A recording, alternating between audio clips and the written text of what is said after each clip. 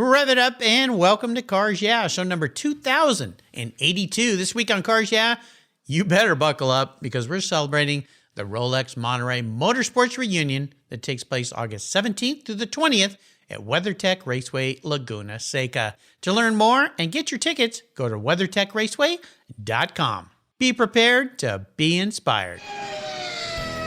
This is Cars Yeah, where you'll enjoy interviews with inspiring automotive enthusiasts. Mark Green is here to provide you with a fuel injection of automotive inspiration. So get in, sit down, buckle up, and get ready for a wild ride here on Cars Yeah.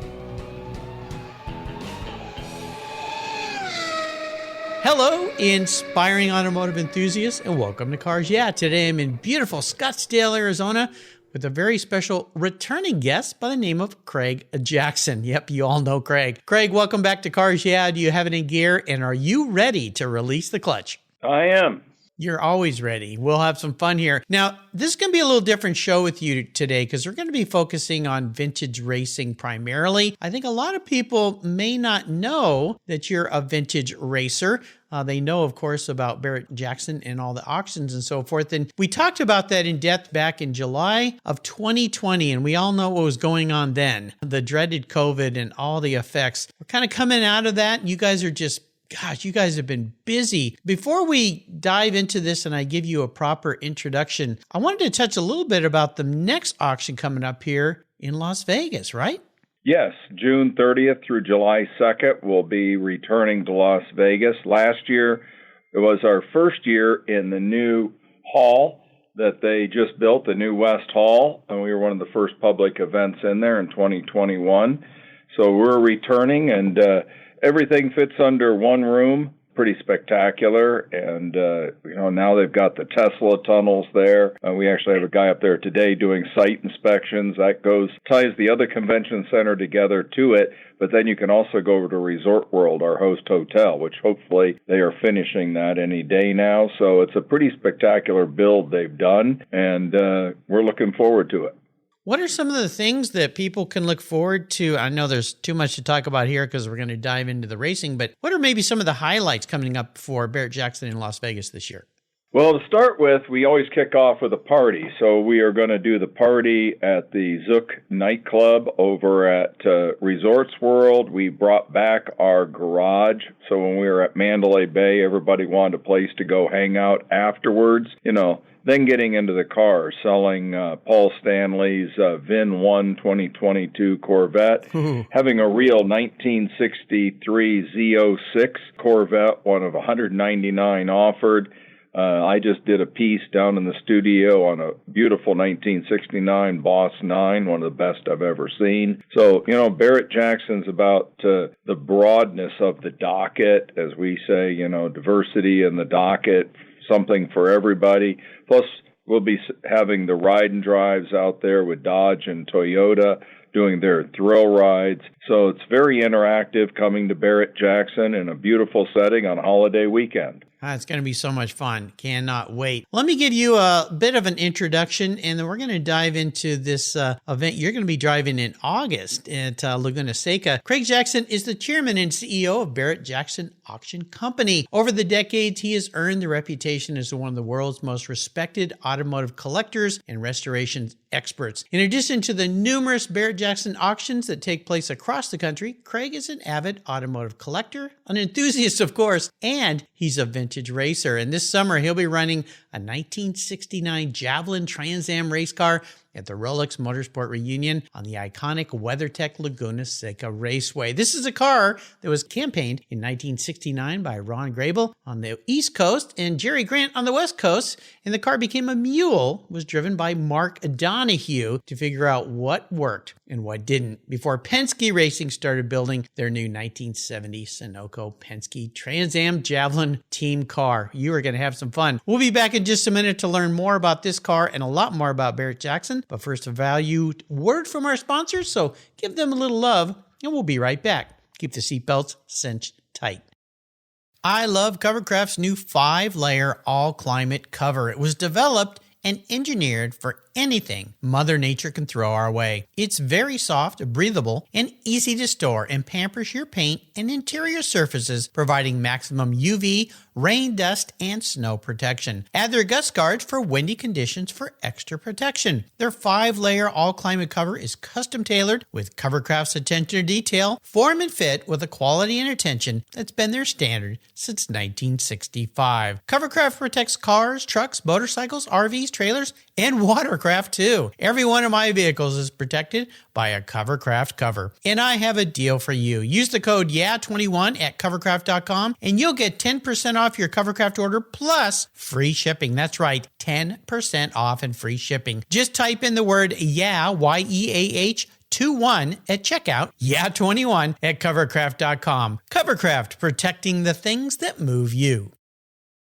Zengen. It's a company that I learned about when I had Zengen's Matt Spurlock as a guest here on Cars Yeah. Matt's helping us enthusiasts understand the benefits of using oil analysis and proper sampling methods with the Zengen Consumer Testing Service to determine the condition of your engine in anything from cars to motorcycles, boats, and even aircraft engines. I gave it a try with my 2 vehicles, sent in my samples with their easy-to-use sample kit, and received my own personal Zengen report. I was thrilled to discover that both my cars got the perfect score of 10. What a relief. Wouldn't you like to know what's going on inside your engine before something expensive goes wrong that you had no idea was lurking under the hood? It's like a blood test for your body, but for your vehicle. Father's Day is coming, and I know Dad doesn't want another pair of socks or a goofy tie. This year, give Dad his very own Zengen Oil Test Kit, and you'll make him smile. And I've got a great deal for you and for Dad. Go to ZengenScore.com and use the code CARSYEAH20, and you'll get 20% off your first 2 kits. What a deal! Preventative knowledge and maintenance could save you thousands, and you'll rest better at night knowing your engine's condition is A-OK. That's ZengenScore.com and use the code CARSYEAH20 today. Most people don't think about their collector car insurance until their annual premium becomes due. Well, why wait and see if there are better options for your beloved rides? I didn't. Did you know if you change carriers before your policy runs out, your insurance company has to refund you the unearned portion of your policy premium? I did my homework, I shopped around, and I found American Collectors Insurance. And that's who protects my Porsche Turbo. That's right, the one I call my Orange Crush. They've been protecting collector vehicles since 1976. I encourage you to call my friends at American Collectors Insurance. Ask them about their agreed value policy. And if your collector vehicle is on your regular auto policy, you will be shocked at the savings, not to mention the assurance, should something bad happen to your ride, that you'll get what your vehicle is actually worth. Give them a call today for a quote at 866-ACI-YEAH. That's 866-224-9324. Tell them you're a friend of Mark Green at Cars Yeah. American Collectors Insurance. Classic car insurance designed by collectors for collectors. Automotive enthusiasts just like you and me. That's American Collectors Insurance. Give them a call today. So, Craig, we are back. So I want to dive a little deeper into the corner. This is something that you love to do. And I've talked to a lot of my friends, and I said that you were coming back on the show and we were going to primarily talk about vintage racing. And they went, oh, I know Craig's a car guy, but I didn't know he was an avid vintage racer. So tell us about your passion for driving on a track in these cars. And I want to know more about this Trans Am, because that is one of those cars that I think I've loved those ever since I was a little boy. They just have a great look about them. So vintage racing in general. Tell us about your history in the seat of a race car. So, thank you. This started my brother vintage race. We still have his race car, his 1965 GT350 that was converted to an R model when it was brand new. They wouldn't sell the gentleman that wanted one an R model. So he bought one and had it converted, bought all the parts from Shelby America, Tasca Ford, turned it into an R model, and air freighted back out to L.A. Wow. So he did a workaround. So my brother campaigned that car for years. He bought this Javelin and never raced it before he passed away. And then funny story, I was asked by the group that runs the racing, because I was racing his GT350 at the time, and they said, we're all going to be racing in Seattle this weekend, the weekend of Goodwood. Goodwood wants a Trans Am couple of cars to go to Goodwood, and being you're not running in the group, would you take your brother's Javelin there? Well, I'll make a long story short. It didn't have an engine in it, and I was traveling, so I bought a fully done engine and had it put in, had the car air freighted over there, and first time I ever sat in it with a running engine was at the starting line at Goodwood for the hill climb, with sticky notes all over it, how to start it, how to warm it up. Oh my gosh. And a big one on the steering wheel, bed-in brakes before driving. Well, I'm sitting at the starting line going, that isn't really going to happen. No. So, nor had I got in late, nor had I walked up the hill, but the guy goes, there's a big stone wall up the hill. You're going to have to slow down and brake when you hit it.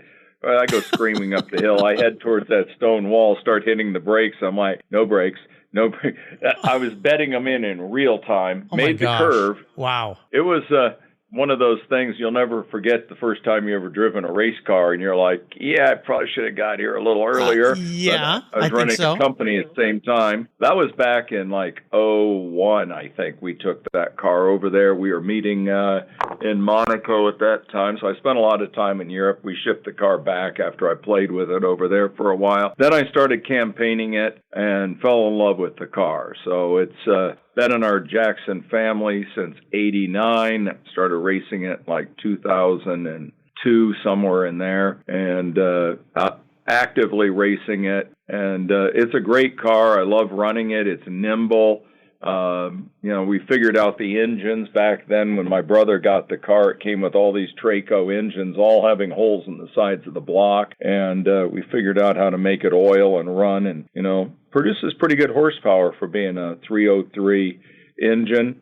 It's a fun car to drive. I like it a lot. I've raced it probably more than I've raced the Gurney AAR Cuda, his retirement car. That's my other Trans Am car. And I just like Trans Am. It was just one of those golden eras. The cars are fast and loud and very colorful, but they're old analog. You got to know how to drive it with your right foot. They're a little loose, and you just got to know how to stick it in the corners and drive. No kidding. You and I were chatting a bit before we started the show today, and you were talking to me about Roger Penske, because this car has a history with them. I mean, Mark Donohue drove this car. It was a mule car, the way I understand it. Yeah. You sat down with Roger and talked a little bit about this car. Tell me about that conversation. So October or September of 2019, Roger was selling a charity car at our Vegas auction, and I asked, would you spend a few minutes with me ahead of time? He's very gracious, said, yeah, absolutely. So we set up an area to interview him about the car. He comes over, sits down. We had two director chairs, and I go, thank you for doing this. I go, I know this was sort of ad hoc. I don't know what you remember about the car, but this was car number 3, Jerry Grant's and Ron Grable's car. And as I understood it, because I talked to his crew chief back then, Woody, about the car, and he told me the stories. He told me that you guys took these 3 cars over at Riverside.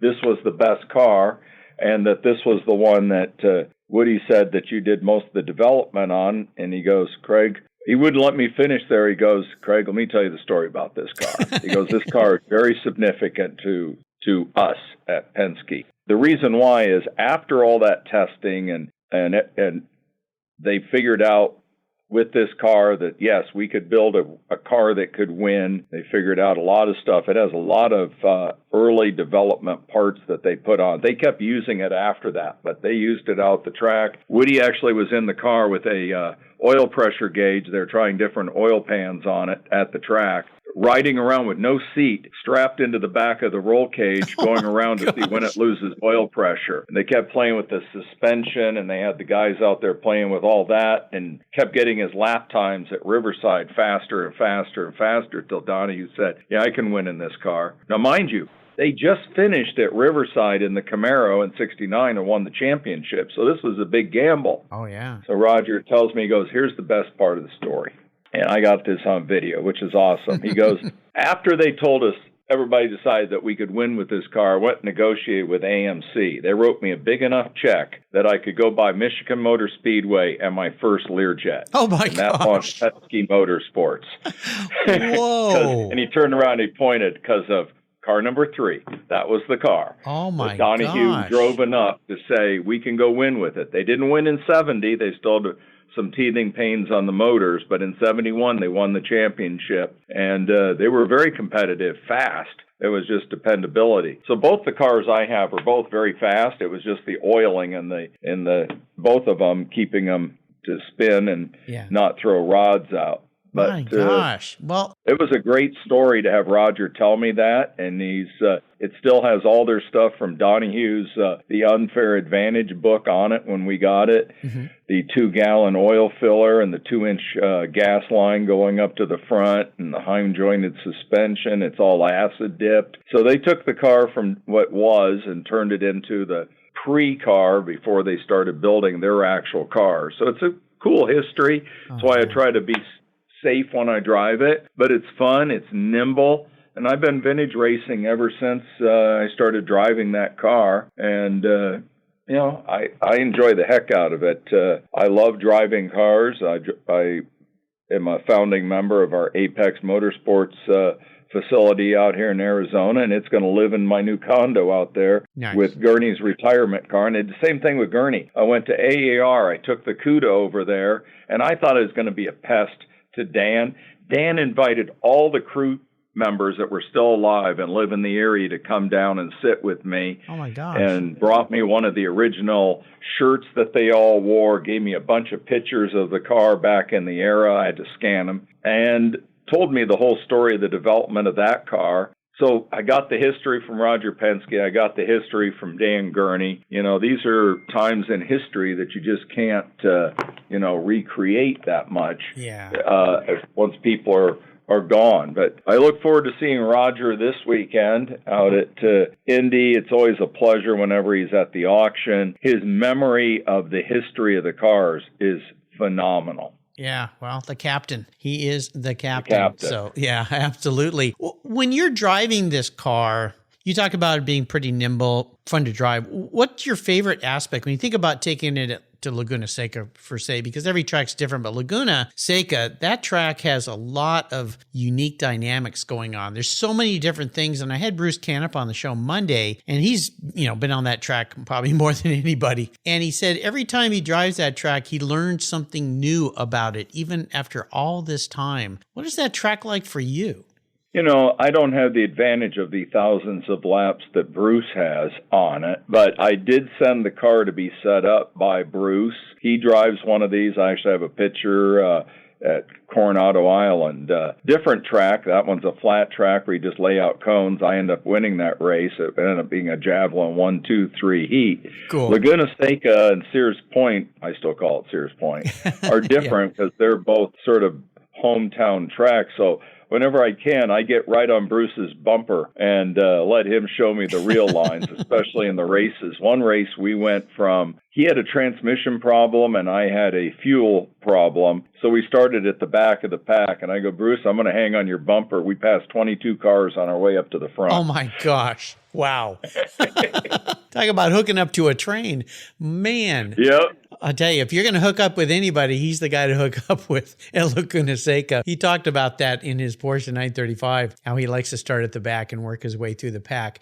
Craig, I know that you have some really fond memories of going to and growing up around the Indy 500. Your father's business partner, Tom Barrett, was a fixture of that event for decades. What does that Indy 500 race mean for you?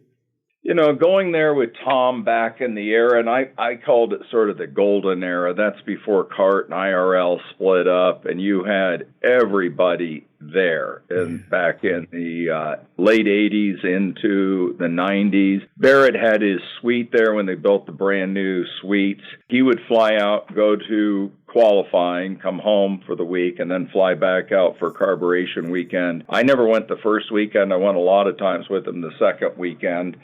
And I have a lot of pictures with Tom walking the cars on the track early in the morning. You always wanted to get that 44 pass so you could go out there and go into the hot pits and walk where you wanted to go. And because Tom sponsored cars, it gave us unique access. And, this year we are sponsoring a car, and we're giving some throwbacks to Tom Barrett. I think that I follow a lot in his footsteps of the auction, but I also love racing like he did, and I give him full credit for taking us to Indy many, many years. I'm actually going to stay in the same hotel we stayed at with Tom. I'm taking everybody down Memory Lane, and it's a road to the Indy 500 with a fully sponsored Barrett-Jackson livery car. Yeah, tell us about this car. This is cool. So this car, the driver of the car has actually been to Barrett-Jackson. That's what I thought made it so cool. And a lot of my customers know him and the relationship there. So, he's been Rookie of the Year. Centino is just a super nice guy. And, he's finished 7th, 4th. He's been up there. He's never finished under the top 10. So he's got a shot. And, it's going to be one of those moments when you go there and you watch him in the pit stop competition. It's one of the cars that's going to be in that. He qualified 15th. He was having a vibration on one of the front tires. He didn't push it. And I told him, just don't bend it. Make it into the race, and the rest of it will all sort out. And I like that he's he drives with his head as well as very fast, very smooth. And I think this whole thing is going to be one of those things that's been on my bucket list to sponsor under, Tom would be one of the sponsors. We're one of the main sponsors on this car. Yeah, I know that you're doing this along with what you call Driven Hearts, a campaign for the American Heart Association. And there's going to be, hundreds of thousands of fans in attendance and millions of people watching this. What's the importance of Driven Hearts and the American Heart Association for you? Well, back in 2018, my wife chaired the Heart Ball here in Arizona, but she did something unique. Normally, you only market within your area. What she did with the auction is, we sold cars at all the auctions, and several of them got bought, resold, gifted back this 35th anniversary car. What we did it for, I had this 35th anniversary Corvette that a guy named Dave Ressler gave my mom and I on the auction block for our 35th anniversary.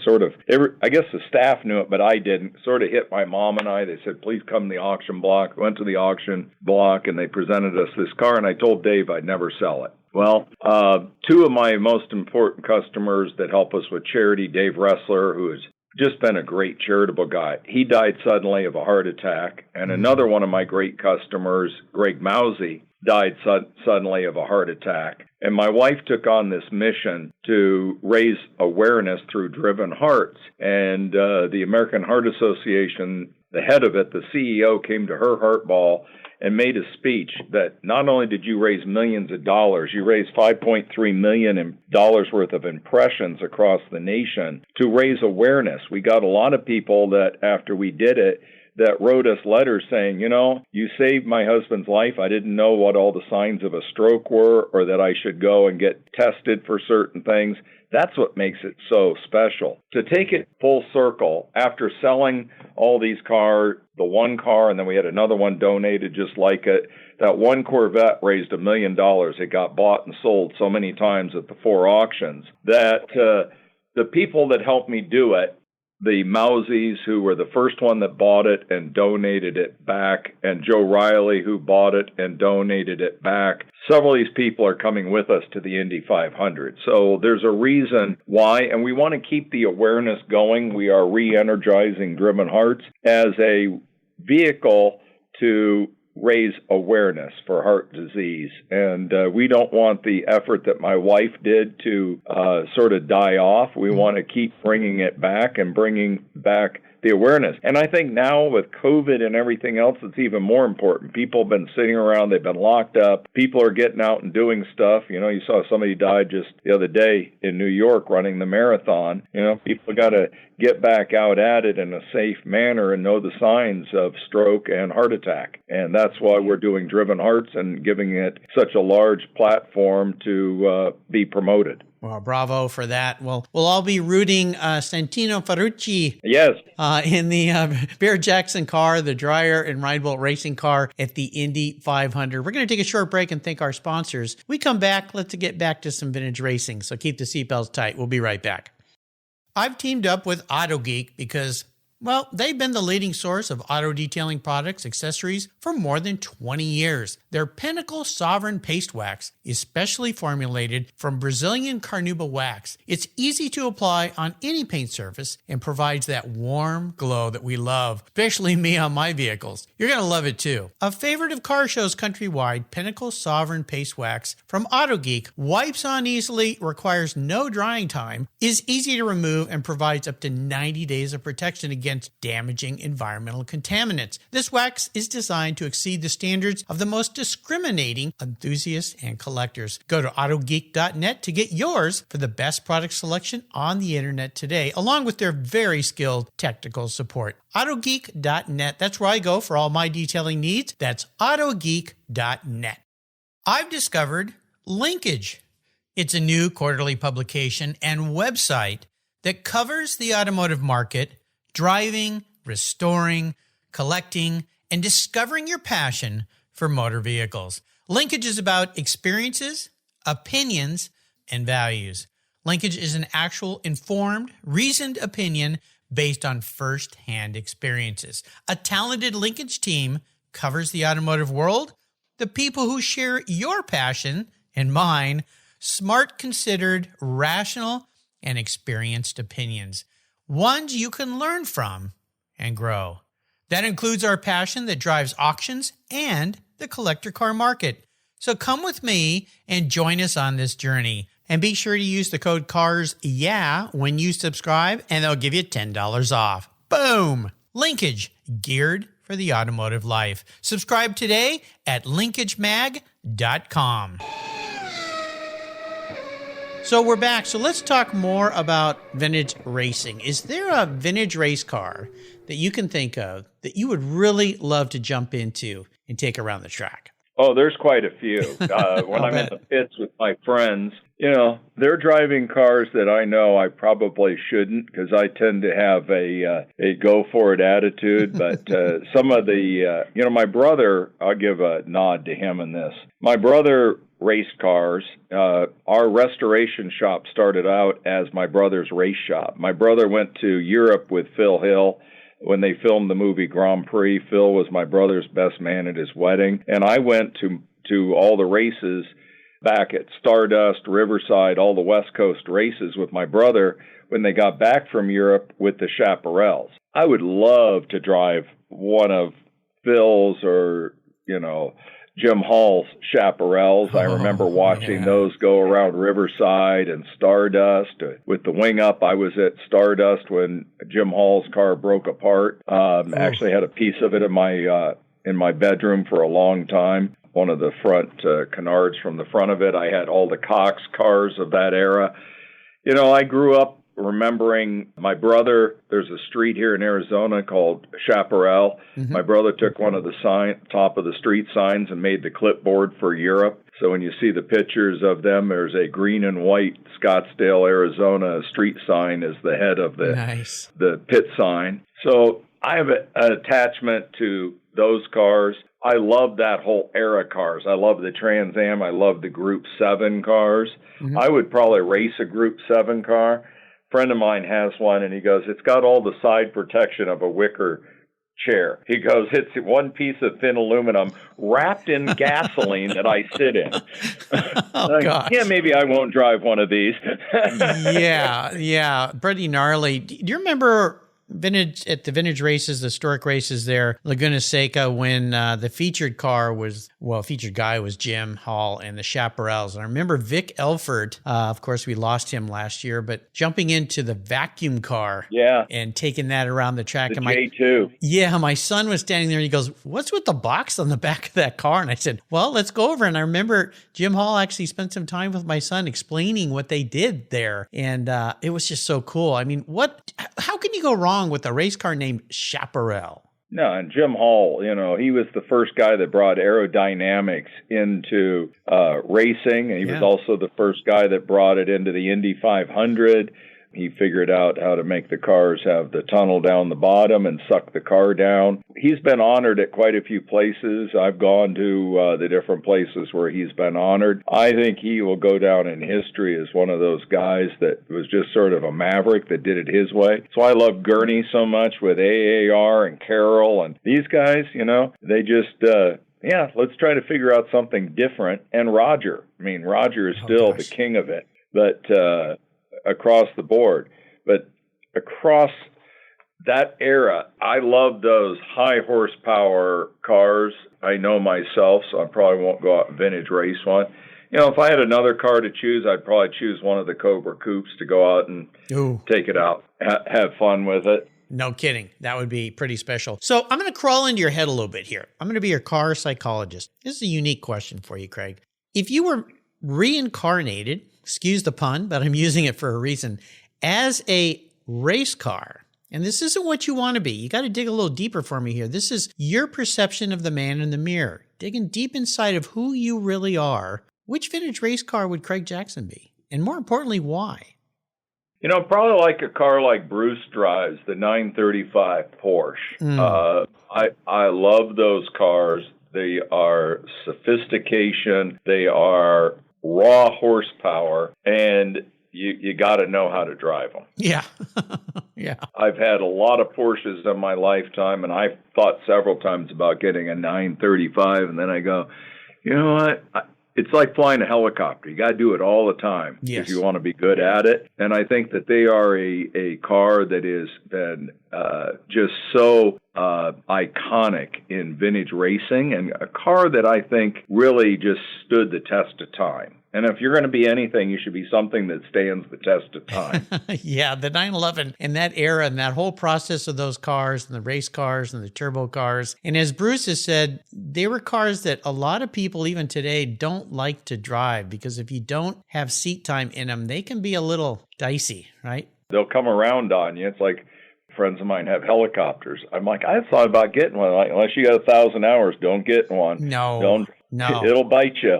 It's like driving a fast race car that comes around on you like the Porsche. Don't do it unless you got enough seat time. I have a high school friend that went on to fly fighter jet, and I asked him about helicopters, if he'd ever like to fly one. He said, those things are trying to tear themselves apart. I'd never get in one of those. And here's a guy that flies fighter jets off aircraft carriers, Yeah, so that's a good way to think about it.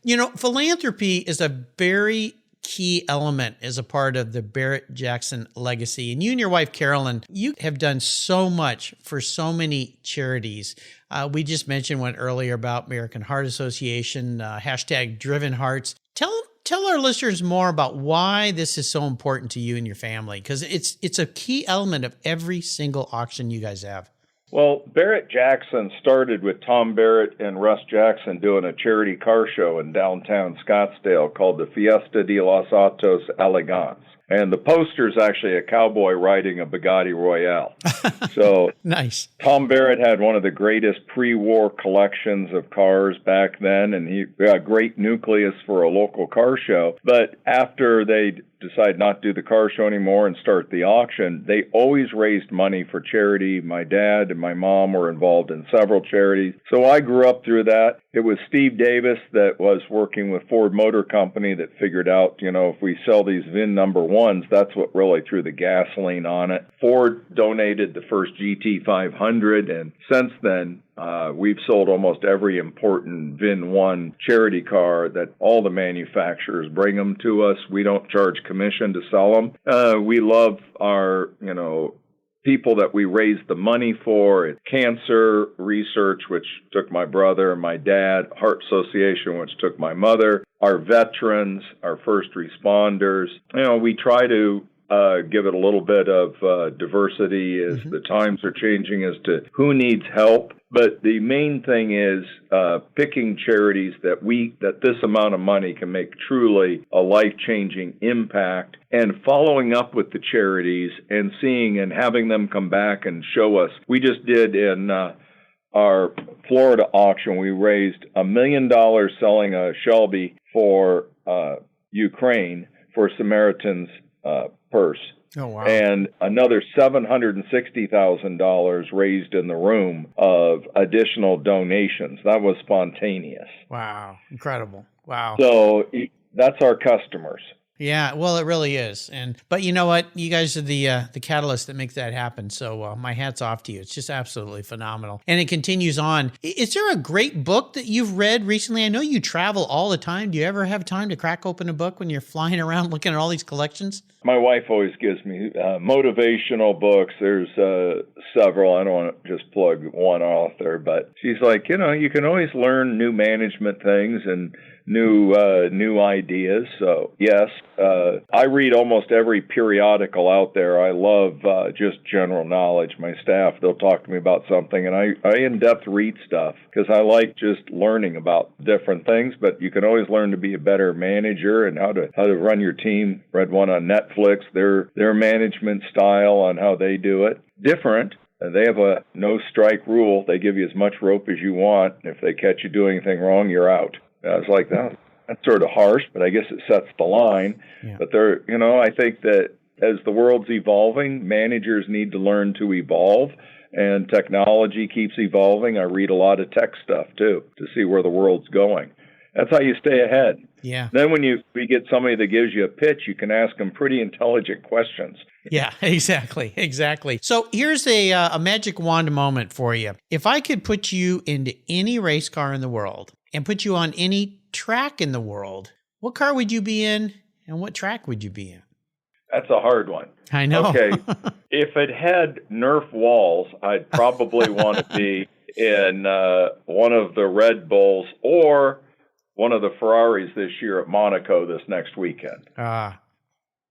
Now, I've run Monaco. We are the official auction house of the Monaco Historic Grand Prix. Mm-hmm. So for 1 hour, we would take the cars around the track. So I actually have seat time on the track there.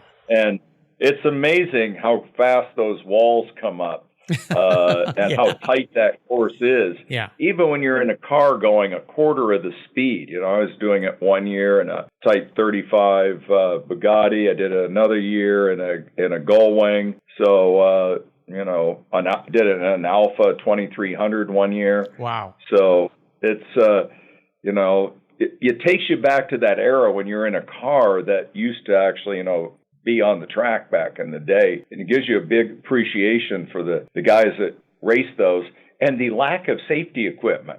There's no roll bar. Yeah, I got a leather helmet on. I know. It's crazy. It is. It's, the daring young men back in the day, just frightening stuff. Well, before I let you go today, I wondered if you could just leave us with some parting words and thoughts about people that maybe are listening that have not attended the Rolex Monterey Motorsports reunion. This will be my 31st or 32nd year going. I got my racing license at that track way back when Skip Barber was there. I've raced on that track. You've been on it many, many times. What could you say to people that have never gone to the historic races that would get them on an airplane and get them out to that event? You can go to car shows or you can come and see the cars, but seeing the cars, and what I think is so special and why I like running Monterey is, I've raced my car at a lot of places, and the rules aren't maybe as tight, let's say, at some places. Here, the cars are all the way they had to be back in the day. We've added fire systems and, things to them to make them a little safer. But the horsepower, the brake, you get to actually see what the cars used to be like. And seeing everybody out there, how competitive in a lot of these classes it is, because you're all limited, like in Trans Am, to 303, 304, it's under 305 cubic inches, all total. You see, it's the driver, but you see how the cars handle. But you get rolling history is what I would put it. It truly is. Plus, you get to walk up and be right up close and personal with these cars. You get to talk to the drivers. There's so many sponsors there and events and things happening that whole week. But the races there are they're once in a lifetime. As Bruce Canepa said, you would have to go to many, many events all over the world to see all the vehicles that you see during that week, and especially out on that racetrack. So we look forward to seeing you in that Trans Am. What are the many ways people can learn more about Barrett-Jackson? Go to our website, barrett-jackson.com, Barrett-Jackson. And check out our next auction that's coming up. And, you can follow us on Facebook, Instagram. So, we try to enlighten people as to what's happening. And if you come to Barrett-Jackson, it's a party, and you'll also see where the trends are going in cars, because that's what I think we pride ourselves on, being early adapters as collector cars keep evolving. Absolutely. So listeners, remember, we support the Rolex Monterey Motorsports Reunion here. It's taking place August 17th through the 20th at WeatherTech Raceway, Laguna Seca. If you want to learn more, go to their website, weathertechraceway.com. Craig, thanks for spending some more time with me today. I can't wait to see you at the races. Until you and I talk again, I'll see you at the Rolex Monterey Motorsports Reunion. Thank you. It's been a pleasure. This was fun. Thank you so much for joining us on today's ride here at Cars Yeah. Drive on over to carsyeah.com to find show notes and inspiring automotive fun. Download your free copy of Filler Up, a fun book filled with gorgeous photographs of fuel filler fun, including quotes from more inspiring automotive enthusiasts. Download your copy today, and we'll see you next time on Cars Yeah.